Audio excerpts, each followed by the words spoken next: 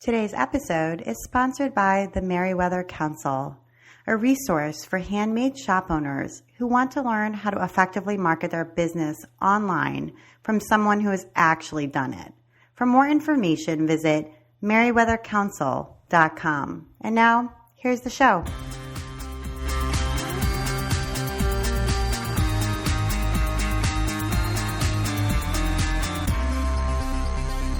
Welcome to episode 74 of the Walshing Apps podcast. I'm Abby Glassenberg. Today we are talking about online learning and CreativeLive with my guests, Celeste Olds and Megan Auman. Celeste attended the Vancouver Film School in British Columbia and went on to produce music videos, commercials, and photo shoots for REI, Microsoft, Kodak, Getty, and Starbucks.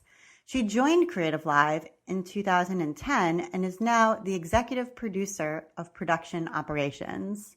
Celeste Olds, welcome. Hello, Abby. Thanks for having me on. Yeah, thanks for coming on. Megan Auman is a designer, metalsmith, educator, and entrepreneur who has built a multifaceted business around her passion for great design and sustainable business. Her eponymous jewelry line is sold in stores across the U.S. and online. In 2009, Megan founded Designing an MBA to help designers and makers develop their business skills. Megan Auman, welcome. Thank you for having me. Yeah, it's great to talk to you. And today I want to focus on online learning in general and on CreativeLive's model in particular. Before we start, I should say that I've taught a class on CreativeLive. It's called Email Marketing for Crafters, and I filmed it in the summer of 2015. So as we talk, I'll talk a little bit about my experience as well. And Megan's got lots more experience to share about teaching on CreativeLive, and Celeste about CreativeLive itself. So that's kind of the roles that we'll play here in this discussion. So Celeste, I want to start with you. I know CreativeLive was founded in 2010 by photographer Chase Jarvis and entrepreneur Craig Swanson. And you have two headquarters. There's one in Seattle and one in San Francisco. And it's funded by venture capital. And I just wanted you to kind of start off a little bit by just explaining for people who maybe haven't heard about CreativeLive or have heard about it but don't totally get how it works or what it really is. If you can kind of just explain what CreativeLive is all about. Yeah, of course. So CreativeLive was started as, I think of it as creative school. It's like a free university for the people, for anyone that wants to further their learnings, whether it's as a photographer or a designer, as a crafter. We have audio classes, business, money, life. I mean, it's university for creatives. This company is near and dear to me because I went to film school and spent a lot of money on it. But you learn that you don't have to go to a university. You don't have to go to a 4-year school to learn the skills it takes to do these things, to be a really good photographer, to make soap, or to be an audio engineer. You just need to learn how to do it. You just need to have the skills. And that's what CreativeLive is all about, is about bringing professionals who do this as their job. This is their career, bringing them into our studios, having them teach the real life things that they apply to their skill, to their photos, to their design, and sharing that with the people. Something that I saw a lot in film school was that I was being taught by people who did it 10 years ago, or, maybe they just did it for a minute and then they hopped into and I think that there's definitely a place for college, even in film school. I'm glad I went, but it's really interesting to get messages from people in the middle of nowhere in Australia or the middle of Ohio that are reaching out to us and saying, I never had money to go to school, and I've built my entire photography practice based off of the learnings from CreativeLive, and it's a free education for me, and now I have this thriving photography business or this thriving film production business. So that's what CreativeLive is all about. That's long-winded, but technically what it looks like is free classes on a website. So if you have an internet connection, you can log on right now, and there will be classes playing in a variety of different channels, audio, film, photo, design, and you can watch. If it's actually happening live, you can interact and ask questions. and it's free. And if you want to watch it again, or if you missed something, you can purchase it. And that's how our business model works, and how we make our money is when people actually purchase the class so that they can have it on their iPod or watch it again and rewind and all that good stuff. And Megan, how did you first hear about CreativeLive? Do you remember when you first heard that this company existed? Do you remember what your first impression was like? Yeah, I think CreativeLive first approached me, and we started talking about it. And for me, my first impression was really positive. I was aware of a number of kind of online teaching platforms. But what I didn't like about so many of the other ones was that it was really you talking to a camera. And my teaching style is very interactive. I actually started teaching studio art classes when I was in grad school, and I taught at a couple different universities. And when you teach studio art classes, mostly I taught metalsmithing and design and some fibers. And when you teach those classes, it's very interactive. You have 10, 15, maybe 20 students max. And so you're really back and forth. And then when I started teaching classes online of my own through designing an MBA, I built them all to be very interactive. So I knew that there were a lot of platforms happening, and these platforms weren't interesting to me because there was really no interaction between the teacher and the student. And so when I was approached by CreativeLive and I started looking at the format, I thought, yes, this is the one that makes sense for me, because even though it's broadcasting live and you can see it with everyone, you also have that in-studio audience. And for me as a teacher, that's really invaluable because I get to interact and ping off the students, and students just bring an energy and they bring their questions. And so for me, it was really the way the platform worked and the way that I actually got to teach and deliver that made it such an appealing site. Right. And just to be clear, so there is a live studio audience, and, the class might start filming at 9 o'clock in the morning, for example. And so the audience kind of arrives a little before then. There's a cafeteria. Everybody kind of eats together if they want something to eat. And then you kind of come into the studio and there's chairs set up in almost like a semicircle. So they sit down and there might be 10 students, 15 students, something like that. And then you're up on kind of a little bit of a platform with a screen behind you. And so while you're talking, the students are there. They ask questions, they make comments. You can do like a hot seat where somebody comes up and joins you on the stage, and kind of you do one-on-one kind of interaction with them about what their struggles are, what they're trying to learn. So there is this, the studio audience does play a role in the class, and they're almost like a proxy for the audience at home. And the audience at home can also interact. So Celeste, do you want to talk a little bit about sort of why CreativeLive chose to have a live studio audience, and what you feel, and hung on to it all this time? Like, what do you feel it adds? And then how do you handle having both those live students right there, and also the students who are kind of online and are, putting their questions in? Absolutely. We have students for exactly the reasons that Megan was saying.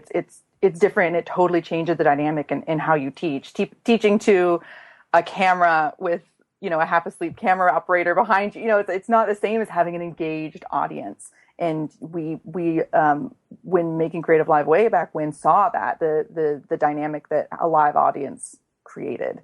So that we just carried through because we saw the difference in how it set us apart from other online educational videos, and we just ran with it, and the instructors loved it. And it changes it too, because it the live aspect. I mean, when you're watching it live, it's literally live. You can see camera, you can see things go wrong. That happens all the time, where like the tethering for a camera won't work, or the instructor slips up and says a swear word and everyone laughs, or sometimes the producer needs to come out and fix something. And I think that's what our audience really glommed onto. It's like for the same reasons why reality television is so interesting. Like, you will sometimes catch something that you're not supposed to see, or that's just really interesting. And we edit it all at the end for people who've purchased it, so it's nice and tight. But there is something that's just kind of interesting in it really almost being like, it's almost like you're there. When we cut from a break, once the lesson's over, we cut to a camera where you can really see the entire studio. You can see the camera operators, the lights, the grid, the everything behind the scenes, and people like it. It really makes you feel like you're there. The audience, the in-studio audience they're what brings our class life. We try and get as many as we can. Sometimes we're limited, especially when we're doing like hands-on like photography or film, just because it's kind of hard to get the shots when there's 10 or 20 people in there. But they are what make the difference in our broadcast, and so we try and get as many as we can into the studio, and we really encourage them to ask questions and to engage the instructor. A lot of times they're a little scared too because camera shy or what have you, and it just feels like you're on TV. So we really do a lot of work ahead of time to prep them and make them feel comfortable, and that we want you to treat this like you would any other educational environment you've been in. Like, jump in there with questions, make eye contact, and also balancing that with, but don't talk too much because we don't want to steal the show away from the instructor. And we'll have hosts there that will sort of mediate the entire segment, and they're online looking at questions online and in the chat rooms,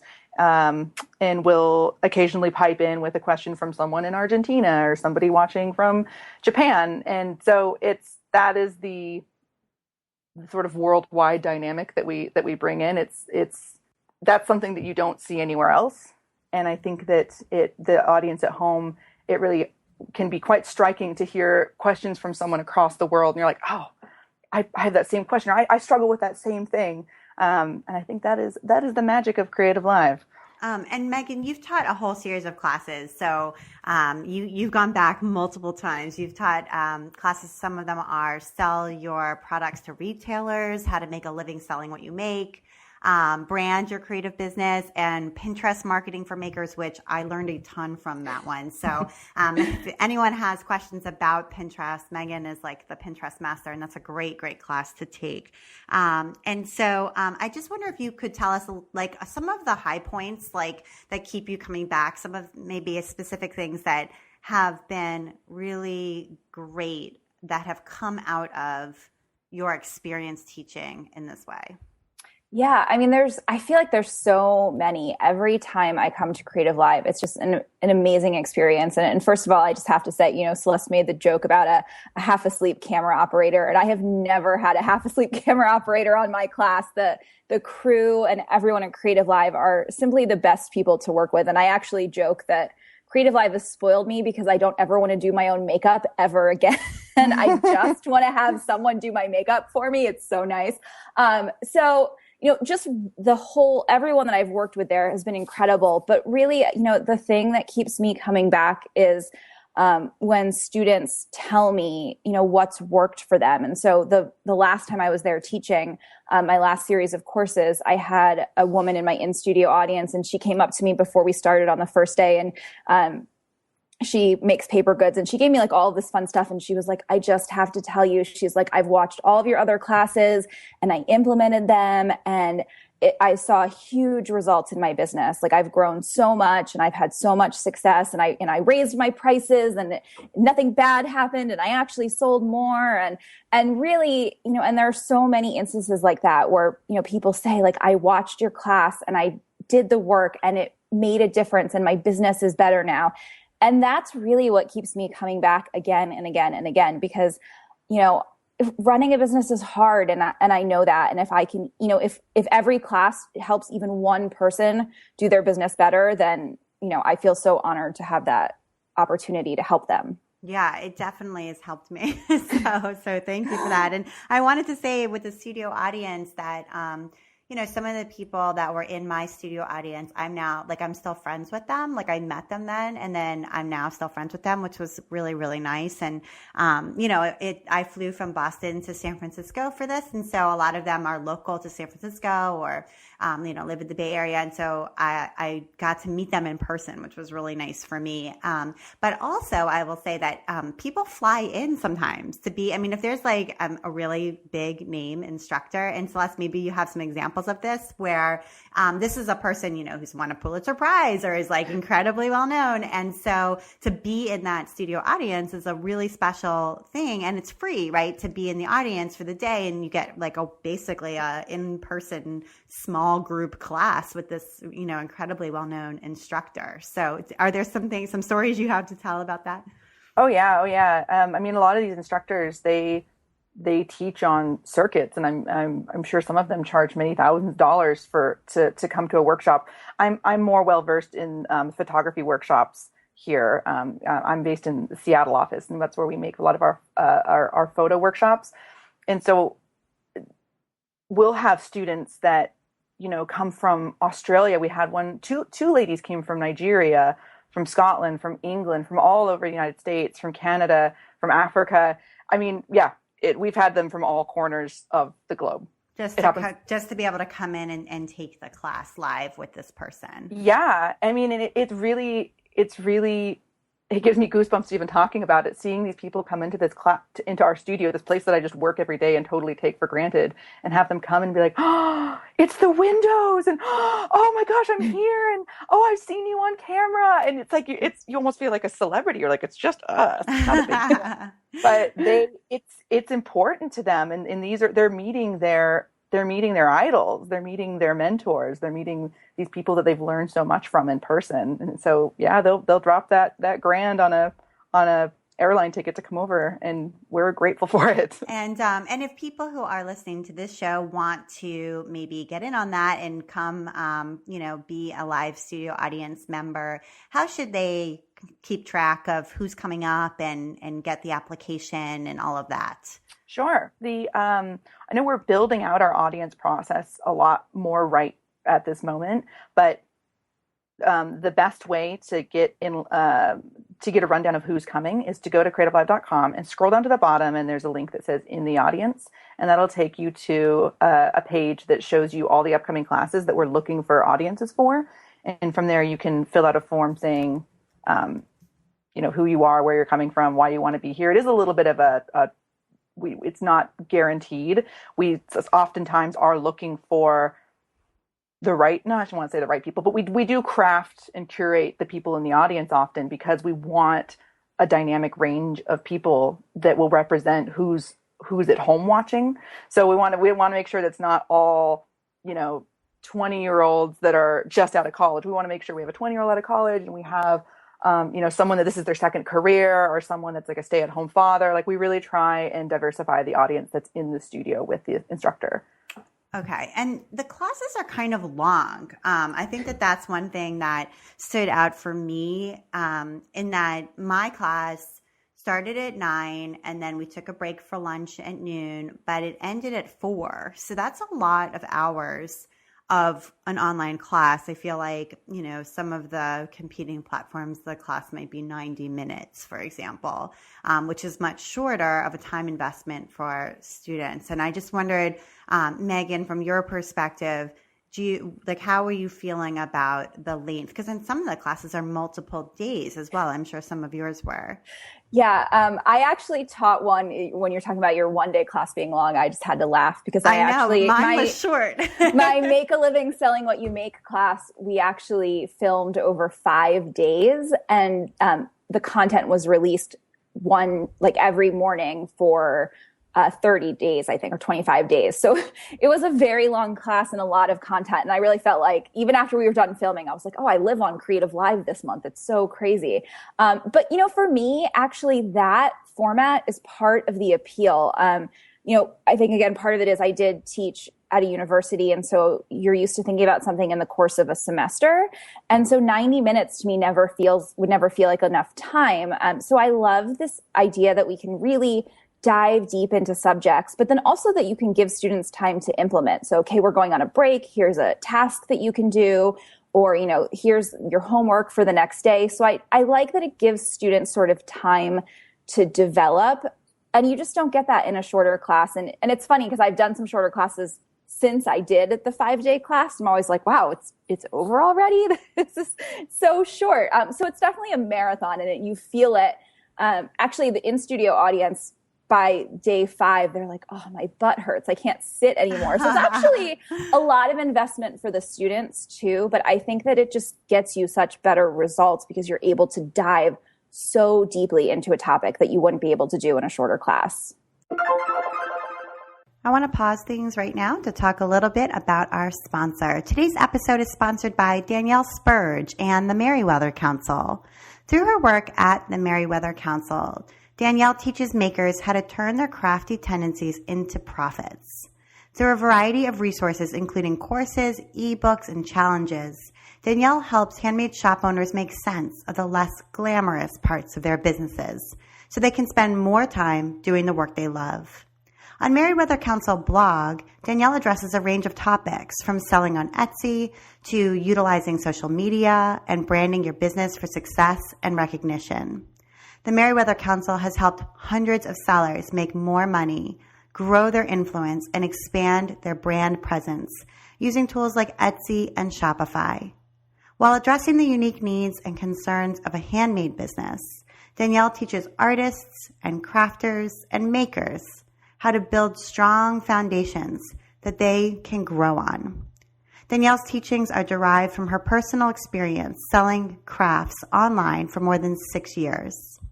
For more information, visit meriwethercouncil.com and meriwethercouncilblog.com, where full support for your craft-based entrepreneurship awaits. And now, back to my conversation with Celeste and Megan. And Celeste, I want to talk a little bit about the freemium model. So freemium is a combination of the word free and premium. And basically, usually what it means is that you're able to access something for free at the sort of basic level. And I think a lot of us are familiar with this idea when it comes to apps, for example, where we can enjoy that app at the free level to a certain degree. But then if we want the better features, to upgrade, to be able to use it more or in different ways, then we need to buy the paid version. And so that's called freemium. And that is really the model that CreativeLive has, where you can watch the class for free when it's live. But then if you would like to own the class and watch it anytime, then you purchase it. And as you said, there's some edits taken out for all the little snafus that happen throughout the day. So can you just talk a little bit about sort of how that freemium model works and why it works for CreativeLive as a model? Mm-hmm. I'll say when I first came onto CreativeLive, I came from the film world, and it was so money based. Like, it was all about, the client and how much money can we make, and which it needs to be. Of course, it needs to be that way. But what struck me when I first started working at CreativeLive was everyone here really was about the education, and we didn't talk about the audience like our clients. We talked about them like our audience, and that really struck me. I remember the first couple months talking to the CEO and all the people that were building the education, and they talked about it in like, how much more can we give them? Like, let's just pack this in even more. Like, let's just overwhelm them with information. And that's really the way they approached it. Let's give them so much information that they want to buy it, to watch it again. I have a joke with a photographer, that Jasmine Starr, that's come on a number of times that I produced, that her classes do so well because she talks so fast that people have to buy it to get the information.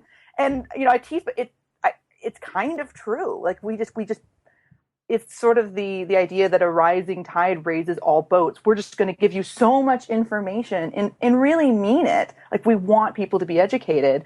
We want them to love this. We want them to get everything that they need out of these classes. And let's give you, all these bonus PDF downloads, and we're going to add on a critique. Like, we have these content producers that develop this curriculum with the instructors, and that's really the way everyone thinks.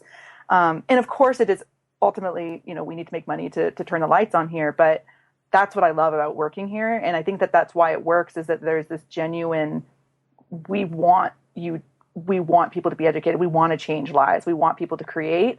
And I hope that that's how it comes off, and people are sort of drawn to that. So there are, usually with most courses, there are a few things we'll hold back, like, oh, there's this bonus video, if you purchase, you get it, or these bonus PDFs.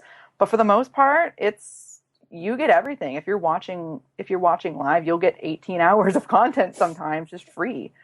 Yeah, and it's interesting because I heard when I was getting ready for my class and I was kind of sharing on social media all the different things I was doing to prepare, somebody said to me on Twitter that they felt like it was backward. So what she was saying was that the best experience is the live experience, because even if you're at home, you can, type in your questions and get them answered by the instructor live. Whereas, and that one is free. And then the sort of that she was feeling like the secondary experience, which wasn't as good, was the one you had to pay for. And so she was like, and I thought that was an interesting concern. So I don't know if you have anything to say about that, but anyway, I was like, that's a different way of thinking about it. Yeah, we're consistently building out our product, our platform. The course pages is, for those of you who haven't watched Creative Live, the course page is where everything about that workshop lives, all the videos, all the extra curriculum about the instructor. So we're consistently building that out to make it a better experience for the audience. We live by the idea that the live is what brings people in. We want as many people on our website as possible, and the overwhelming them with information will encourage. Well, that, I mean, it's working. Right. Yeah. It's working. People are buying. So, I mean, if we want to get into metrics and money and all that, you probably have the wrong person on the phone. But it's in a way, it is a little backward, but this works. Yeah.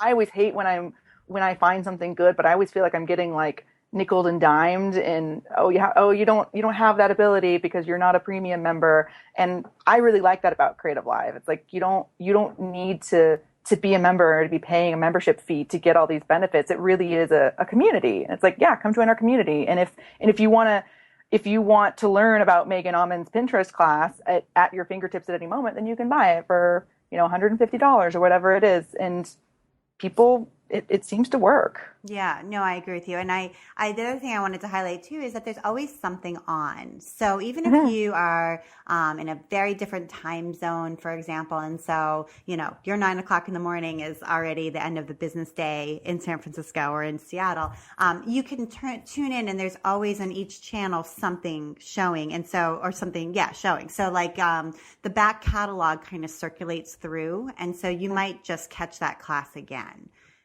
So if you just go to Creative Live right now, there's always something that you can watch. So I don't know if everybody knows that, but it is kind of cool if you're, sewing and have some hours to kill and want to put something on, you can learn at the same time. So I think that's really neat. And Megan, I want to talk a little bit about, I know that Creative Live approached you to teach the first class. So then you kind of had a foot in the door and could prove that you were awesome. And so they asked you back multiple times, of course. But so maybe you can't necessarily talk, or maybe you can, about kind of coming up with a new class to pitch. Because I think some of my listeners are probably like, hey, maybe I could do this. Maybe I could pitch a class, and I'd like to have this opportunity. And so if you can talk about pitching, then do. And then also about the next steps, like how once your class is approved, what takes place before you actually fly out and teach. Yeah, so I can absolutely talk about pitching, because even though they approached me, it was started as a very vague conversation. Like, we want you to teach on the Craft and Maker channel. And then that was kind of it. And we set up a meeting to potentially talk topics. And so what I did is I actually sat down and did my homework to try to figure out what I thought was missing and what I could bring with my skill set. So Tara Gentili was actually running her second class, or first or second class, I think, it was going live in the week maybe before I had my meeting with Creative Live. And I kept watching her class and listening to the questions. And about halfway through her class, I was like, Creative Live needs a class on wholesale, and I can absolutely teach that. That's a huge passion point of mine. It's a way that I built my business. And so so when we had the meeting, I said, look, I listened to Tara's class. This is where I see this big gap. I think you need a course on this. Here's why I can teach it. And they were like, okay, that's great. Write an outline. So I pulled together an outline, highlighting the basic kind of points that I wanted. And they said, great, perfect. And then, from there, every class topic that we've done since has really been a conversation and a collaboration. Now we have this fantastic Facebook group that came out of my Make a Living Selling What You Make class. And so I'm always in there being like, hey guys, what do you want to learn? What's missing? And so it's really fun to kind of sit down. Pretty much every class that I've done with Creative Live is started as like, okay, Megan, it's time for another class. And then we talk about what we think. I come with ideas, they come with ideas. So that's really fun. And then in terms of the process itself, actually, I think I love being on stage. I love teaching, but the process of developing the courses is really actually what keeps me coming back. So, you pitch your idea, and then from there you're assigned a producer, and that content producer really works with you to make your classes great. And I have to give a shout out here to Michael Karsh, because he's been my content producer for almost all of my classes. And, they work with you to really just refine and hone and make sure that, the class is both information, but it also has to be entertaining. And I think that's really where the magic happens in CreativeLive. It's, okay, what can we do to keep our audience engaged and inspired, but also help them take action and move forward? And is this the best structure? How do we make sure that if they end the class on the end of day one, they're going to come back for day two, or they're going to come back after the break? And so the content producer will really sit down and work with you to make sure that you've got all of the details fleshed out, and that the order is right, and that the show flow feels right. And, and then from there, you still have to sit down and do the work. You build your keynote slides, you have to put everything together and get it ready. But it's really that process of working with the producer that I know for me, it makes my classes so much stronger than if I had just written them on my own. And that's really the magic, is you're never left to your own devices with CreativeLive. Someone is always there to answer your questions and support you. And it's just a great team to work with. And I think too that in my experience, working with a staff like that, working with a content producer to refine the content of your class is such a big learning experience, because it's almost like professional development for you, and you take those lessons with you into the next thing that you do, even if the next thing that you do is totally independently produced or whatever. It's almost, in my experience, like writing a book, where you work with an editor and a publisher, and so you learn from them, okay, this is what sells, this is how you have to position this, like you were saying, this needs to be entertaining, or and so those might be things that sitting in your home studio by yourself with your sewing machine and your computer, you just don't think of. But once you're out there, interacting with this team, it's like, oh, I see how they're thinking. And then you take that with you, into the next thing that you do. So even for that alone, it's totally worth pitching and trying to get it to happen, if you're at all interested. So Celeste, is there a way people can pitch, maybe especially for the craft and maker channel, or perhaps for other channels that they might be better aligned with, but how can somebody get their idea to you to sort of be considered, or to the right person at CreativeLive to be considered? I knew this question was coming, and I was looking on our page and like, we used to have a link for this. What happened to it? I don't see it off the top of my head now. I'll get back with you so you can add it on if that It'll changes. But there is a contact page. There's a contact page where you can get in touch with us, and that'll go to support. And depending on what it is you're pitching, that team will make sure that it gets to the right channel head. Okay, but you are still looking for instructors. In other words, it's not like your full roster is booked and you don't want anybody else. Like you're still looking. So if somebody does have an exciting idea or thinks it would be a good fit, they're still a contender. Okay, and I know, Megan, you said that you did your homework, that you watched Tara Gentili's class to sort of see what she was doing, and it helped you come up with an idea. And you should certainly look through the back catalog to make sure that a class like this hasn't already been done. I mean, that's a good first step for anybody. But Celeste, are there other things that you might look at when it comes to somebody who could potentially be an instructor, to see whether they would be a good fit, or whether they are somebody who you would like to hire? Mm-hmm. Yes, we the big things we look for is, are they good at what they do? Are they really exceptional at the craft that they're wanting to teach in? Do they have a following? That's not always necessary, but it's helpful.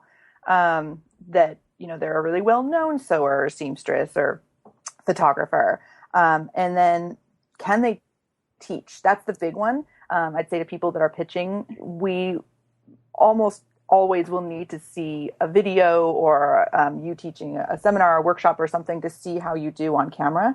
Not on camera, but just what's your teaching style? That's the big one. So if you have those three, so gathering any past curriculum you've done, any past workshops you've done, and any stats around the followers you have on Instagram, say.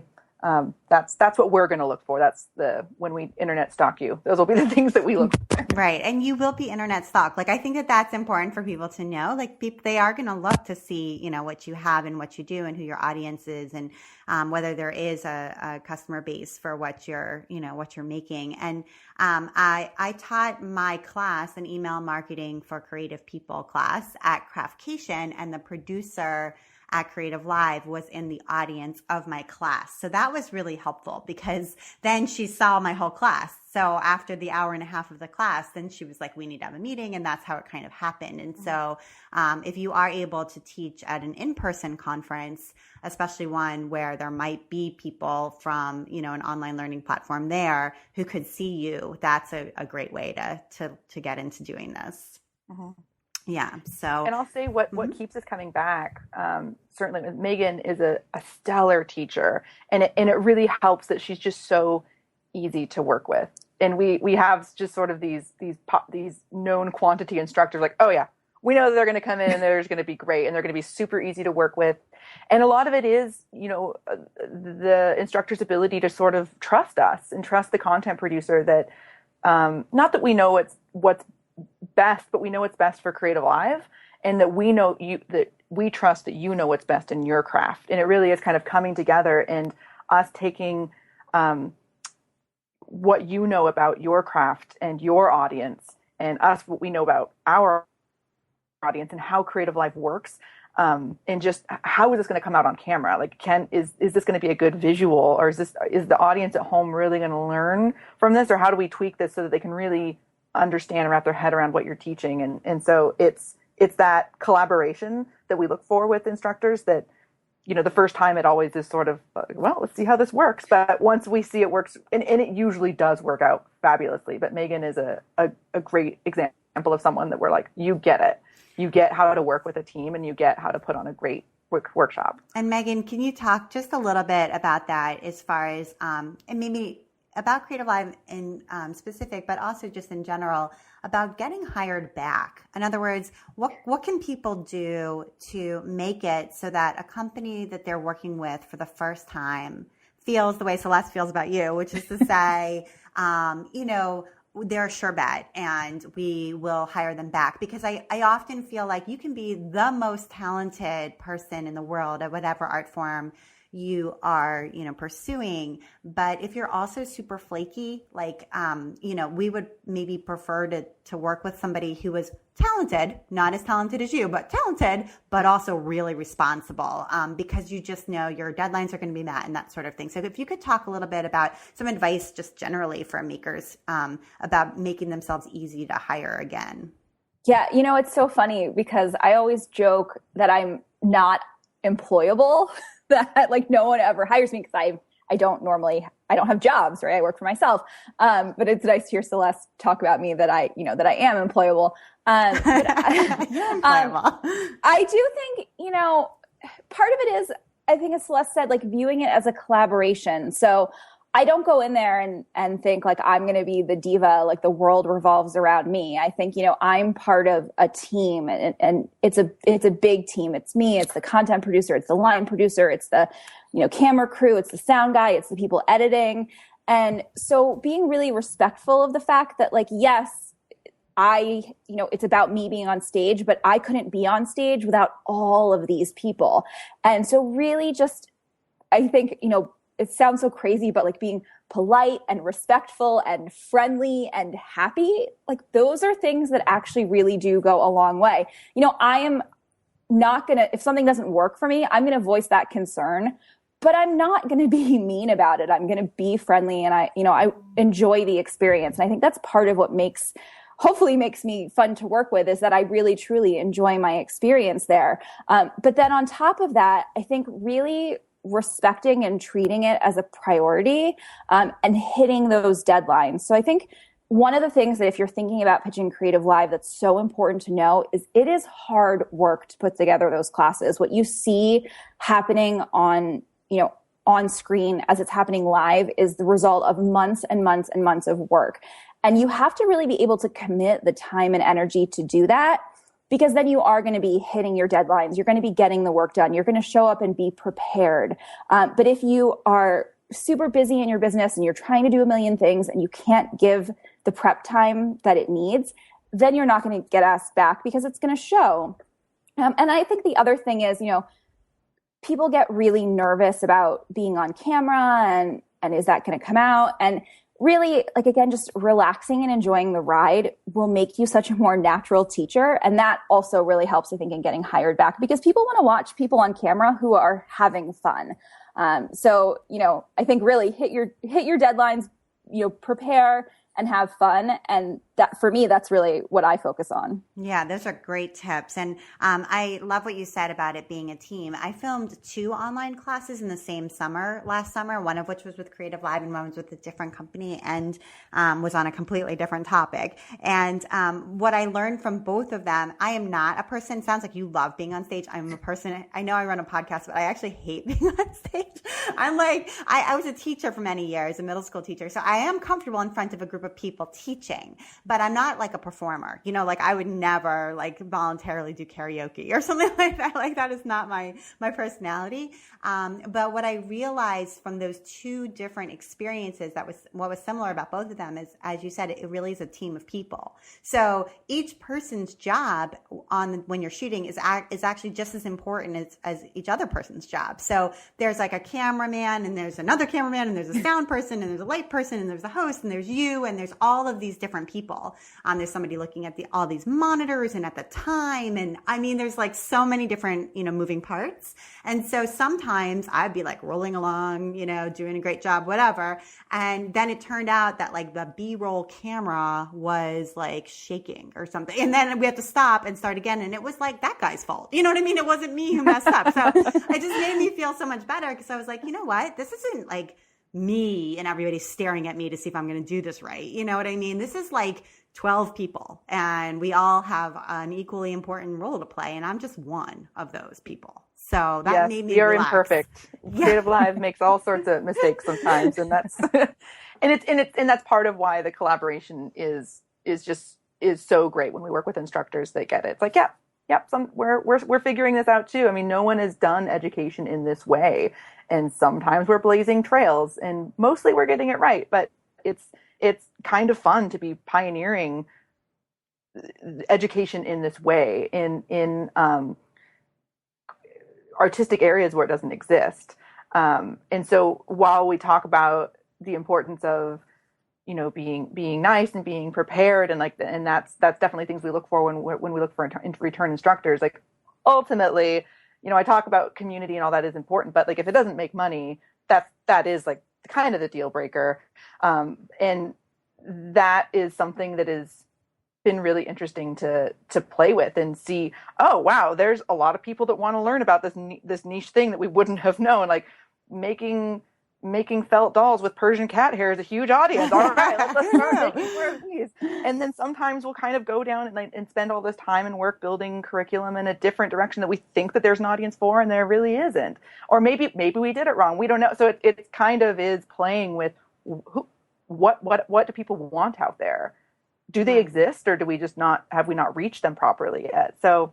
And through online media, I mean, we get that immediate feedback. You get that the analytics and the data are right there in front of you, and you can change and be more nimble, which I love. And the reason that I did those 2 classes in one summer was really because I love new media, and I was like, I got to get in there and try it. Like you said about being a pioneer, I'm like, I want to get behind the camera and see, like, how does this work? What is this really like to do this? And so I was so grateful to have those opportunities so that I could speak about it and understand it at this early stage. All right. So, Celeste, we're going to start with your recommendations, and you recommended a show, which I just watched part of the first episode of online after I got your list. And now I'm like, oh my gosh, this is an amazing show. Isn't it great? Okay. It's called The Prophet, and right, it's like Cupcake Wars, sort of, right? It's like sort of a little bit cheesy. So anyway, but it's awesome. So tell us about it.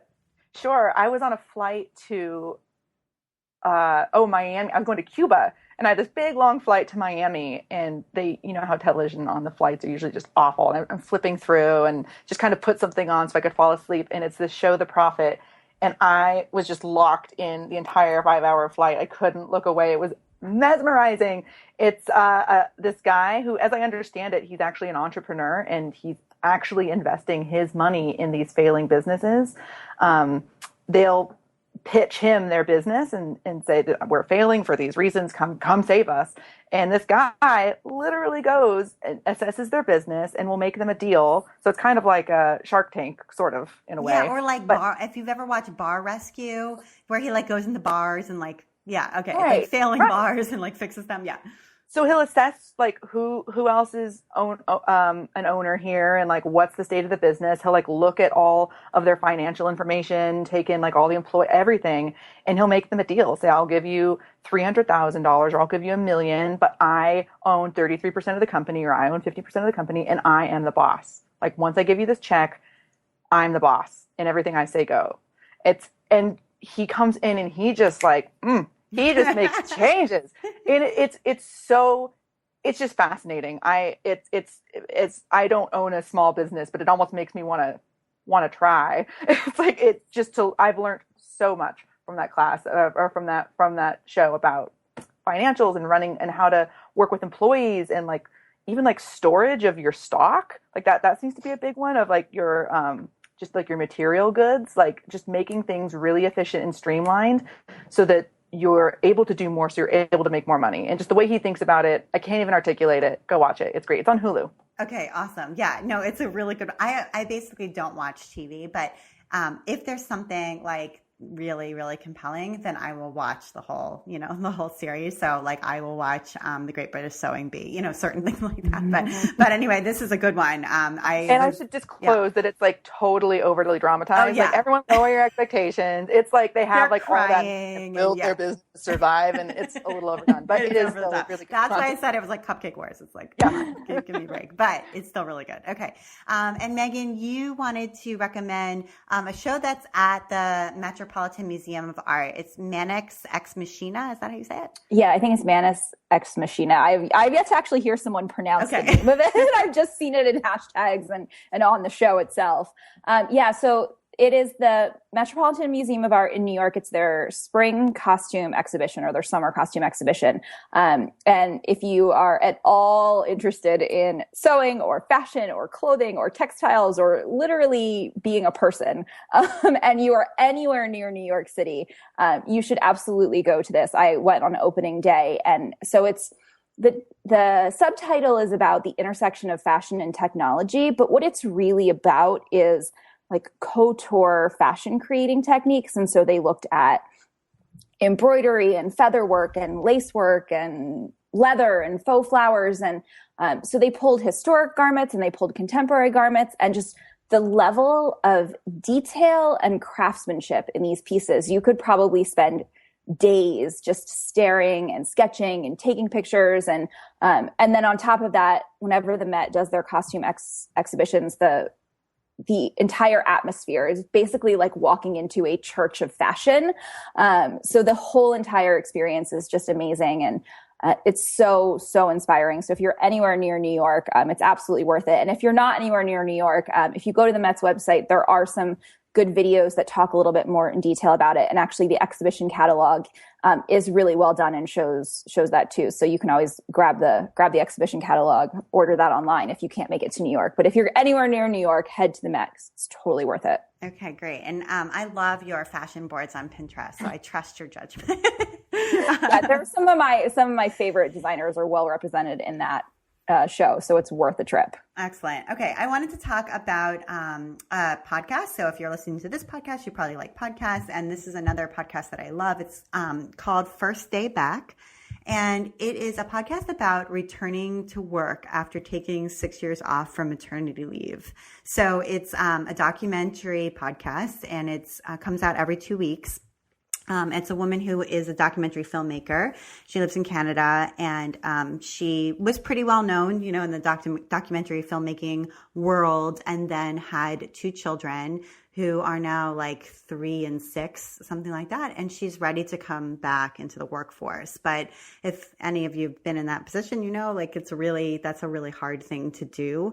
And so she's just documenting like what it's like to, put the kids in daycare and like try to get back out there and try to pitch your work. And what are people thinking that you've been out for so long? And do you still have the skills and all of that stuff? And it's beautifully done. I've cried multiple times. If you are interested in that kind of topic, I think I really highly recommend it. So it's called First Day Back. And I feel like there's kind of a genre of these podcasts that are sort of women documentary, sort of life shows. I recommended 2 of them recently on another episode of this podcast. And First Day Back is kind of in that same genre and really beautiful. So I recommend it.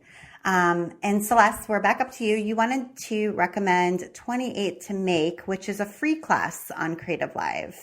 Yes, this is a shameless CreativeLive plug, but it's true.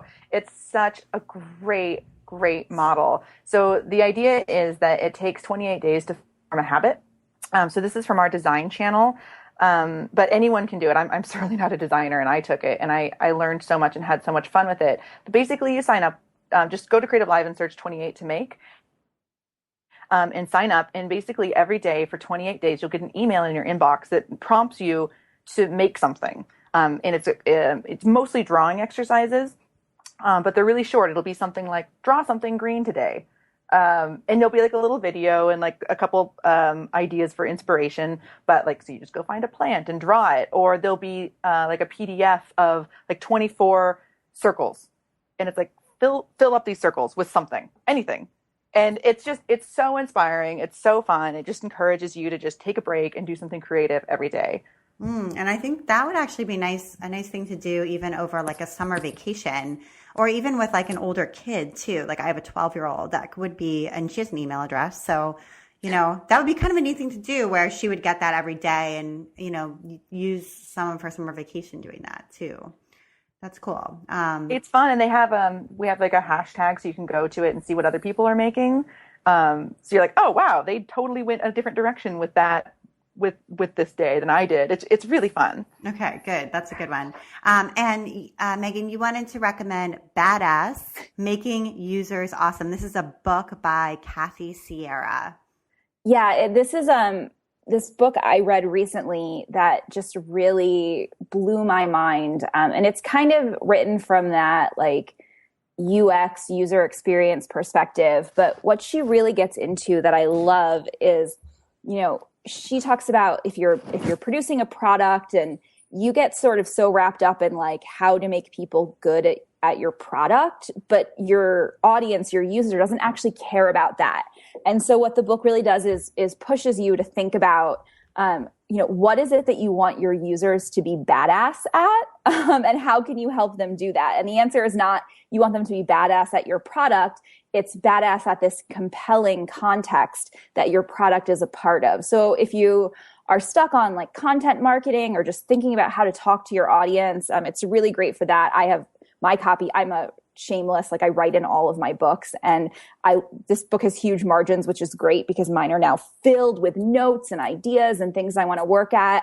But then she also dives pretty deeply into looking at how people learn and how people progress through skills, and basically how do you become like a badass or a master at something. So if you're at all interested in teaching, it's a really great resource for that too. So it's so applicable on so many levels, and it's short and easy to read too. So even if you're not a big business book reader, this one is lots of illustrations, lots of pictures, really easy to get through, but really gets you thinking. That would be a good one. We have, with Craft Industry Alliance, which is the trade organization that I founded, we have a book club. And that sounds like a good one because we need the short ones that everybody can actually read and be in the book club. Yeah. So readable, so short and easy, but well worth it. It'll really change your perspective on how you think about your business and your customers. Ooh, that's good. Okay, great. And I wanted to talk about, this is my last one, but I wanted to talk about quilt snips, which are these really short, sort of made to go viral videos that Missouri Star Quilt Company is making. So Missouri Star is this amazing quilt company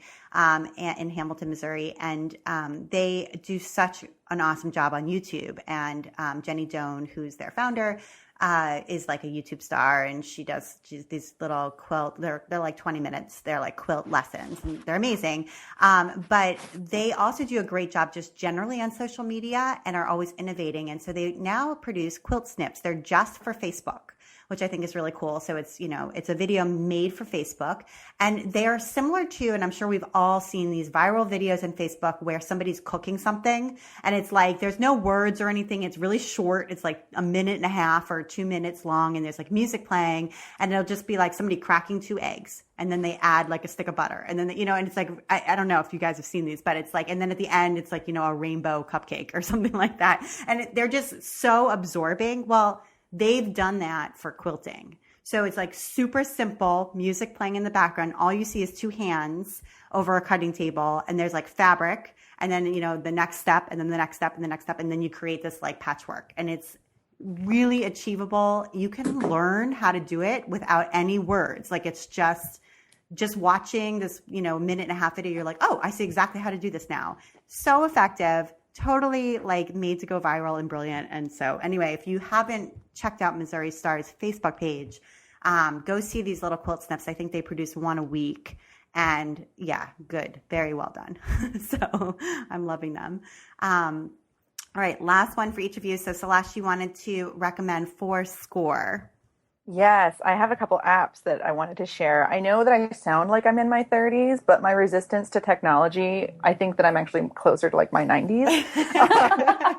Just now, like, I don't even have a remote for my TV. I know that's sad, but like I just can't be bothered, and I don't want to say I'm resistant. I just don't care enough. And I recently have found a bunch of different apps that have changed my life. And I feel like I maybe should have, anyway, I feel like I'm a little late on the train is all I'm saying. But I recently found an app called Fourscore. So I sing a lot of jazz, and I have all these books of sheet music that I carry around with me. And it's just a brick. I mean, it's literally like 15 pounds of sheet music. And I've been meaning to find a better way to bring it all together in one place on my iPad. I do have one of those. And I just couldn't fathom a way to like get all these hundreds and hundreds and hundreds and hundreds of songs from a piece of paper in my hand into a place that is organized on an iPad. And I found this app called Fourscore that does exactly that. And it's great. It's like a book in your hand that you can like make notations on. For those of you that are musicians, it's a good check out. But for those of you that aren't musicians, there's an app called iScanner that literally changed my life.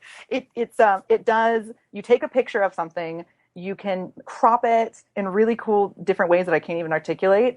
You can change the contrast, you can make all these changes to it, and then it just makes a PDF of it, and from the app you can send it to yourself. And it was incredible. It was like $3 and saved me $800 in Kinko's scanning costs, that's for sure. But it's a really, really neat, handy app to make PDFs out of literally anything. Yeah. Oh, that is really handy. So, I send out a lot of contracts because, like I said, for Craft Industry Alliance, we have a journal. And so I'm like the editor of the journal, and I commission articles from people, and every one of those people gets a contract. And so that's 6 contracts a month. And plus we have webinar leaders, and all of these people get contracts. So I'm like the contract lady. And so I have to send them out, and then people have to sign them and fill out all this information. And some of them can do that, digitally, but a lot of them, they need to print it out and do it and then scan it as a PDF and send it back to me. So, and for some people, that's like, well, how do I do that? So it's good to have something I could recommend. You can do this on your phone and then, turn it into a PDF, take a picture of it, turn it into a PDF, and then send it back to me that way. So that's a quick and easy business tool. All right. And Megan, you wanted to recommend Bridget Lyons. She gave a talk at Tara Gentile's Quiet Power Summit that you liked. Yeah. So full disclosure, Bridget is a really good friend of mine. And she actually appeared as a guest on 2 of my CreativeLive classes. So this will be my chance for a quick shameless plug before I plug Bridget. Bridget was a guest on both my Pinterest marketing class and my Make a Living Selling What You Make class. She does PR and media. She runs a company. And so she's really smart and savvy about that. And she recently gave a talk at Tara Gentile's Quiet Power Strategy that very nicely Tara put on her Facebook page. And it's about building momentum for your great work. So if you've ever kind of struggled with that question of what do I want to be known for, or how do I talk about what I'm doing, or how do I get people to listen to me, or what stories am I supposed to be telling about myself? I feel like I've told this one a million times and now I'm boring, and are people going to care? How do I get people to care about my work? If you have any of those questions, I highly recommend watching Bridget's talk. All right, that's super. And just the note that I will have links to all of the things that we just talked about in the show notes. So you don't have to feel like you have to write them all down, or if you missed what something was called, you're able to go to the show notes on washingnaps.com and for this episode, and you'll be able to click over and see all of those great things. So thank you guys so much for putting together a really good list this time. This was awesome. And Celeste and Megan, thank you for taking the time to be on the Washington Naps podcast. It was really great talking to both of you. Thank you so much for having me. Yeah, thank you for having me. It was so much fun. Oh, good. And you've been listening to the While She Naps podcast. I'm Abby Glassenberg. Visit my blog, whileshenaps.com, where you can join the 9,000 people who subscribe to my email newsletter to get the best in sewing, blogging, and small business delivered right to your inbox each week. And thank you to today's sponsor, the Meriwether Council, a resource for handmade shop owners who want to learn about how to effectively market their business online from someone who's actually done it. For more information, visit meriwethercouncil.com. And if you enjoy the show, tell a friend about it. Thank you so much, and I will see you next time.